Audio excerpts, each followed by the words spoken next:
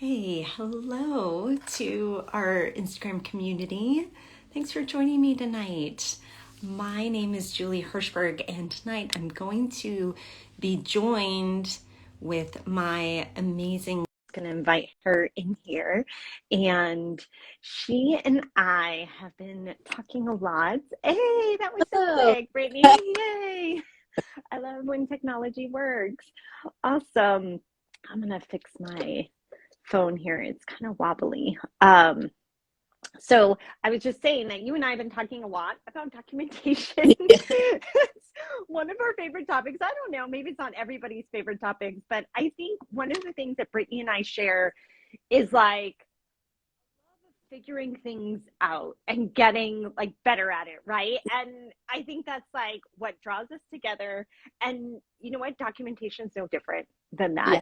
that. And we have both had our own struggles with it. We see that in our students, in our team, in other therapists. And when we have posted about the documentation struggles, people have really responded like, yeah, this, we need help here.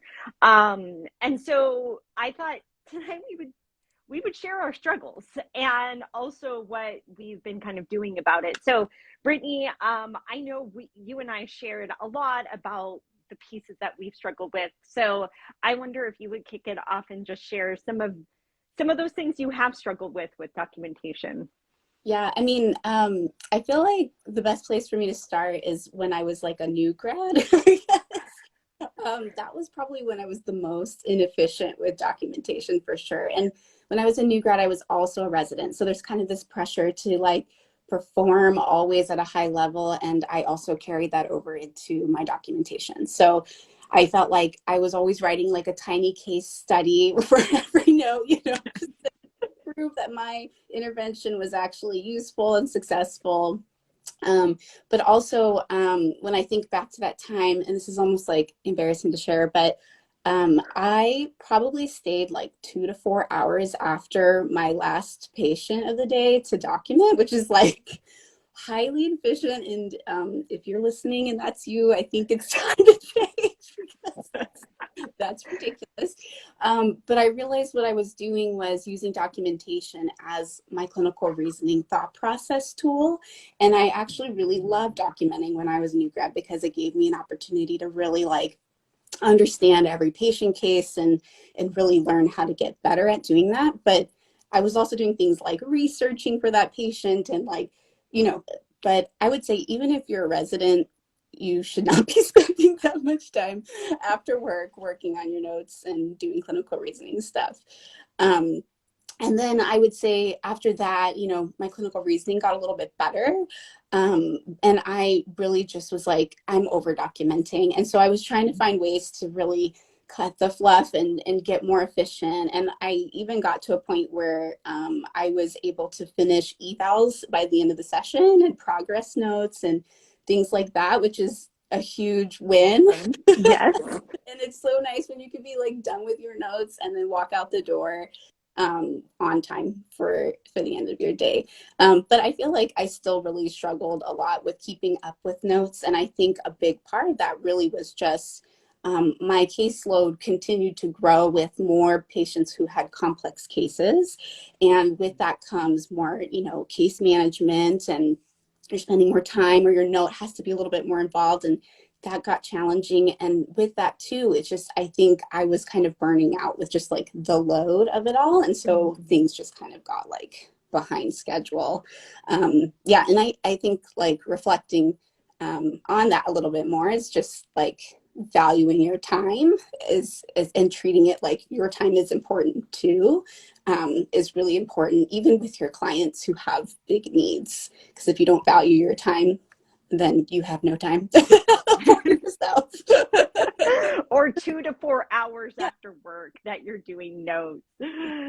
Yeah. Yeah. I'm so glad you shared that. I mean, I think that's a really common thing for students and residents. I felt that too in the neuro residency. Boy, I had gorgeous notes that could have been published for sure. And they would be like novels.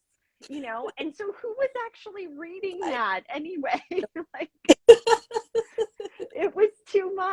too much. And, you know, maybe there's also a little like overachiever, perfectionist tendency that led me to take more and more time to do that. That, yes, some of that was clinical reasoning, but some of it was like above and beyond Yeah, and totally. not necessary. And I will like fully admit some of those tendencies for myself. And I think once for me, some of the biggest like, oh my gosh, this documentation struggle is real. Some of the biggest time it hit me was when I started Re+active, Mhm. because I I wanted so badly to please the people that I was seeing and make this work, and that I didn't document at all during the sessions. And I ended up stacking days and not taking a lunch and seeing patients for 12 hours straight, and then would have all of that documentation. And I also was a brand new mom. I had babies at home, so I had like brain fog. And I would be like, what did I do at 7 a.m.? Yes, I started at 7 a.m. with a patient on Saturdays, and I couldn't even remember at the end of the day. So not only was I doing it at the end of the day, I wasn't remembering it. So it was taking me like 3, 4 times as long. And I would, you know, have this 12-hour day, which I don't recommend for anybody, but that was what was working for me in Yeah. starting a business and like trying to make this work on a Saturday when my husband could watch kids. And then I would bring that home, you know, so see people all day and bring that extra stuff home. And you know what, for me, the notes by that time, you know, I was a clinician maybe 10 years in. I was pretty quick with my notes, except for the brain fog. But it was the extras. It was the home programs. It was emails to them. It was writing up an extra like gait analysis report. It was sending something to a doctor. It was like the little extras, because I like you kind of grew into this really complex caseload. And there were those little things, and I just wasn't managing them well during my sessions. And very much like you, I put anybody else's time over my own time Mhm. as important. And you know what happened is that that became my family's time. Mhm. And I think that's when it really, you know, when I'm sitting there and everybody's playing and I am working at my computer, I felt terrible, just terrible. And really that was when I was like, this cannot keep occurring. This isn't sustainable for No. me, for me wanting to build a practice and for me wanting to be with my family. Not sustainable at all. And so over time, and this is another thing we bonded over, I think, Brittany, is like we love little hacks. Yeah. Right? Like we love little shortcuts that we can find technology wise. We love ways that we can like make it more efficient somehow. And so for me, it was like hitting kind of that like rock bottom of like, oh Yeah. my gosh, I am so burnt out on this documentation and just all the extras, that I started creating hacks for myself and started kind of creating rules for myself. Mm-hmm. And you and I started talking about that and kind of like working on these things together. And I wonder if you could give like an idea of something that's worked for you. Yeah, I mean, when I used to take the bus to work, one of the things that actually helped me was the bus only came like once an hour. So I could leave at a reasonable time or I could stay at work a whole nother hour. And it was really incentivizing to me to get to the bus on time. And there was an app for the bus, so I could see it coming. And that pressure was really actually helpful for me to time pressure, get it done before the bus comes. Otherwise, I'm walking a long way or I have to wait an hour. Yes. Oh, Mhm. okay. So everybody get the bus Yeah. pressure on you. But you know what? That was one of the things I think that really helped me too, was having a family at home, knowing we're all going to eat dinner at this time. And then it's, you know, it's bedtime, it's bath time, and all of these like wonderfully joyful things that I loved in the evening with my family, and I didn't want to miss them. So I had to finish. And it actually helped me kind of like the bus. I would set a timer because I was like pretty good with like, give me a time constraint and I'll stay focused. Otherwise, I'm a little bit unfocused. Chelsea and I filmed like a reel today where it's like Encanto memes interrupting your documentation. And honestly, it's so real for me right now. Like I'll do something, and if like something pops up on my phone, I'll be like, oh, what's this? You know, I'm like a kid in a candy store. So that focus, that time focus is really helpful. So definitely over the last few years, we've developed a bunch of time-saving methods, hacks for getting things done in the session, mindset shifts that it takes to value our own time so that we can truly do this. And we're super excited to share the struggle with everybody, but to also share a solution. And so I feel like drum roll, because Brittany, you and I have been working on this for so long. We have put together a challenge, and this is our very first challenge, and it is called Stop the Documentation Burnout. And you can see why we called it that, because Brittany and I were on the documentation burnout train to nowhere. Train to burnout, really. Like we were on it, and we kind of like climbed out, and we're, you know, looking at the other side now, and we want to really help other people like ourselves. Because also we're both those people that love a complex case, and love that it can be more challenging for us, and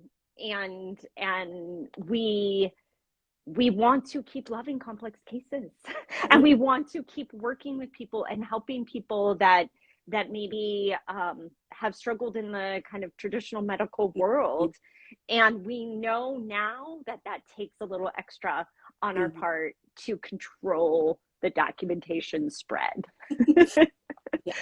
And so we created a 5-day challenge, and it's actually now officially open. So there's a link in our bio. If you go to that, you can also find it. It's really clear on our reactiveeducation.com webpage. You can sign up there, and Brittany, what will happen exactly if they sign up? They'll get an email and things inviting them, right? Yeah. So when you sign up, then what will happen is, hopefully in a couple minutes, sometimes it takes just a little longer, there'll be a confirmation email and a welcome email, and it'll, you know, welcome you and get you kind of excited. And then from there, with the challenge, how we have it kind of organized is, it's going to officially start, like we're going to do the challenge together on Monday, February 28th, but you can join earlier and actually be a part of, we're opening like a little pop-up Facebook group so we can already kind of start problem solving together. But on February 28th, that's when we're going to do our first challenge together. And every day you'll get an email, and that email will be for the next day's challenge. That way you have time that day to kind of prepare, because you may need to think about who is on my schedule, who do I want to try this next challenge with. It's really helpful to have just even 5 minutes of time to pick who that will be, so you can try something and really make effective changes. And then, like I said, we'll have a Facebook group, and we're going to do live problem solving. I'm even going to live document a case for you to show you, no, you need to stop trying so hard. That's the tell myself to stop trying so hard. So, and it's still defensible, and it can still be a very good note. It doesn't have to be a case study note. Yes. So good. And one of the reasons we're announcing this today, I know that's what, 10 days away for it to get started. We know that you like to plan You're Yes. like us and you like to plan. So we're actually going to be in that group. So consider it a little community, a little support group for you who work with complex cases and want some extra support. We're going to be in that community already. We're going to have a kickoff party before it all gets started. And there will already be some resources. In fact, Brittany and I created a video Yeah. on Monday. I lost all track of time. And I already posted it in the group. And it talks about one of the big mindset shifts Mhm. that is going to help you through. So you can actually start to do some work on this as we get going. And then for 5 days straight, we're going to go boom, boom, boom with the best hacks that have been so effective for us. And in fact, this is like not just stuff we're making up and we've never done. We Yeah. actually did this challenge for our reactive team. And this was really fun to do. And Brittany, I know we've got a lot of people shared like, oh, this helped, this helped. What were some of the things that our team said about doing this 5-day challenge? I mean, first I need to comment on Millie DPT's comment, which is Oh, I missed it. not clicking on this while procrastinating. Totally. We Yeah. got you right there. There you are, procrastinating on your notes and watching an Instagram live. But I think during the Great. challenge we did with our staff, I know a lot of people, we actually asked them, how much time do you think you're saving by doing this challenge? And for most people, it ranged from anywhere from 15 to like 35 minutes a day of time, which is really big. So, I mean, that could be, I mean, Julie, you were saying it's like 1 or 2 units Right. if you were going to bill yourself, right? And I think some of the most helpful strategies were the challenges where we talked about the notes and what actually really needed to be in there, and how you can actually make it a little more efficient when you're writing the note.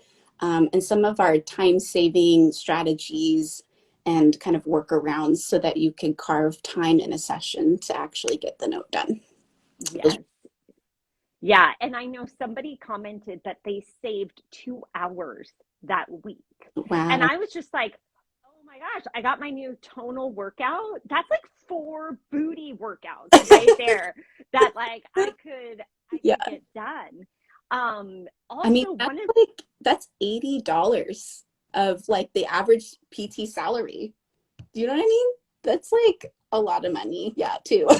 no, saving time, saving money, getting some freedom, going home without your work. I mean, I think some of those psychological freedoms are the most priceless. Mhm. Mhm. Something too, I know we've got a couple of students that might have logged on. Our student joined us with the challenge. He's a DPT student doing his internship. And if you remember, notes were like the thing, right? As a student. And he was like, I got my notes done before lunch. What? And I was just like, believe it. It was like, this is awesome. You need to share it with your fellow students. I think there's this expectation as a student, like, oh, you need to spend 4 hours on your Yeah. notes.